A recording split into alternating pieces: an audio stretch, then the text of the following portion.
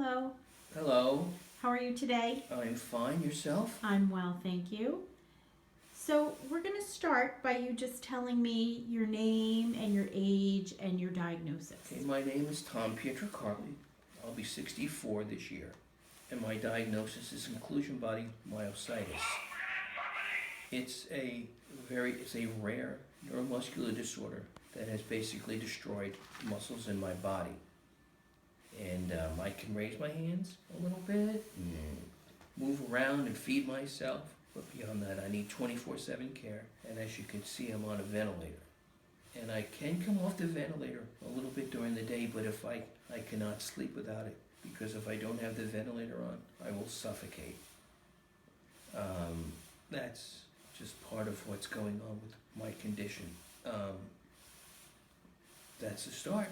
So, tell me, how has this equipment allowed you to do things that without it you wouldn't be able to do? Well, I've been before I got out in August of last year, I was in a facility for over 2 years, and another 8 months prior to that in another facility.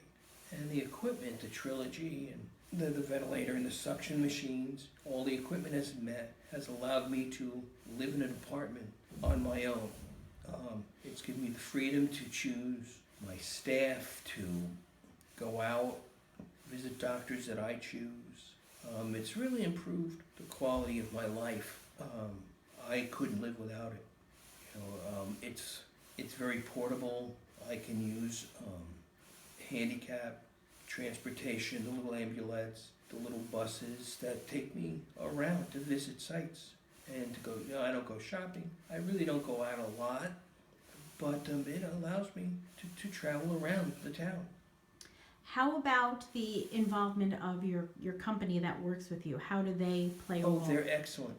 They come, when I get my supplies, they're always on the ball.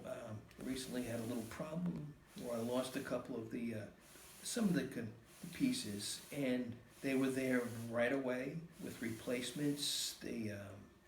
They check me out.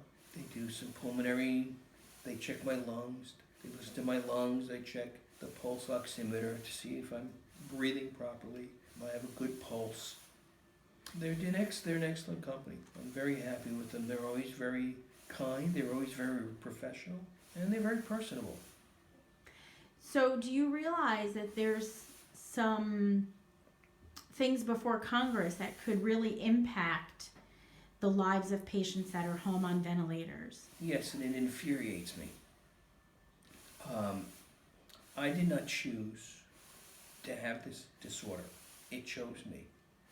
It has basically destroyed my previous life, and this gives me the ability to regain a little bit of that. I would be dead without it. And just a little bit, reducing the funding for these kinds of programs. The United States, by itself, spends $711 billion on the military. That's more, by the tune of almost $20 billion, than the next 12 countries who have militaries. Seriously, we need that kind of military? We spend 54% of our discretionary budget on military spending.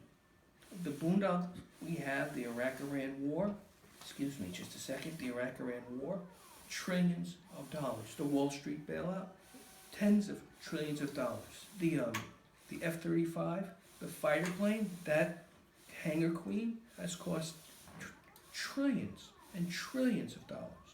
But you can't give me a ventilator. You can't afford to pay me for a ventilator. Why don't you come to my house and put a pillow over my face? That's what you're doing. You're killing me. You would kill me.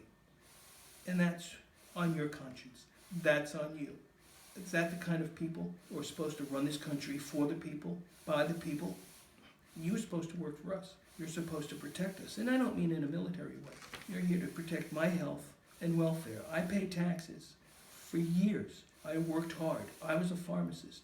I protected people's lives. My job mandated that I protect people's lives. What about your job?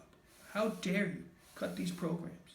How dare you slice the budget when you're spending trillions, hundreds of trillions of dollars on these boondoggles that don't do anything for the American public, especially people who can't help themselves. I'm basically a helpless person. I have 24/7 care because, quite frankly, I can't go to the bathroom by myself. I can't dress myself. I can't breathe on my own. Shame on you.